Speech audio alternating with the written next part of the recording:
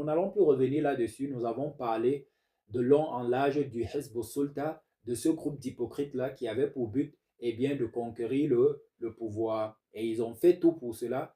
Mais non seulement après avoir atteint ce pouvoir-là, ils ont signé et décidé que ce pouvoir-là ne retourne pas à leurs ayants droit.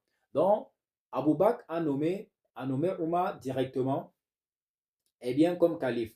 Chose que le corpus sunnite, ou du moins les sunnites, disent que le noble messager sallallahu alayhi wa sallam n'a pas fait. C'est-à-dire qu'Abou Bakr a eu la lucidité de pouvoir faire ce que le noble messager n'a pas fait. C'est-à-dire que dans certains sujets, il faut en quelque sorte prendre du recul et s'interroger en quelque sorte de comment est-ce que nous agirions dans la vie, j'ai envie de dire, mondaine.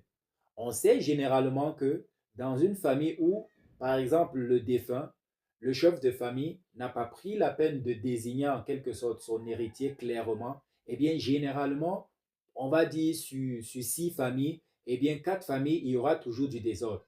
Il y aura des batailles, etc. et tout. Mais par contre, quand le chef de famille, avant de décéder, désigne son héritier, ça atténue un peu les tensions après lui. Donc, naturellement, la logique ici voudrait que une personne sage, avertie, comme le noble messager sallallahu alayhi wa sallam, comment on peut lui donner l'étiquette d'une personne qui est partie, sans désigner celui-là vers qui, toute une umma, toute une communauté devait se tourner en termes d'enseignement, etc. et tout. C'est illogique. Et quand on va en profondeur dans les récits, etc. et tout, on comprend clairement que c'était juste une manipulation des tests par qui?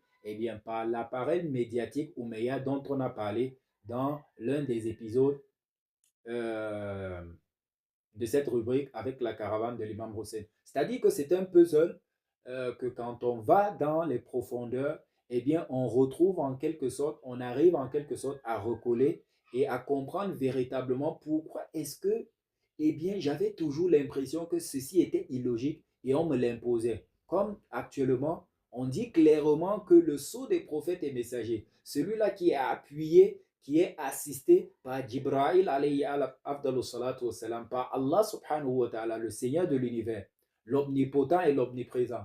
Comment cela a pu l'échapper alors que dans le Coran al-Karim même, il est mentionné que tout bon croyant doit préparer son testament avant de décéder. Et dans d'autres hadiths du noble messager, que quiconque dort sans avoir son testament sous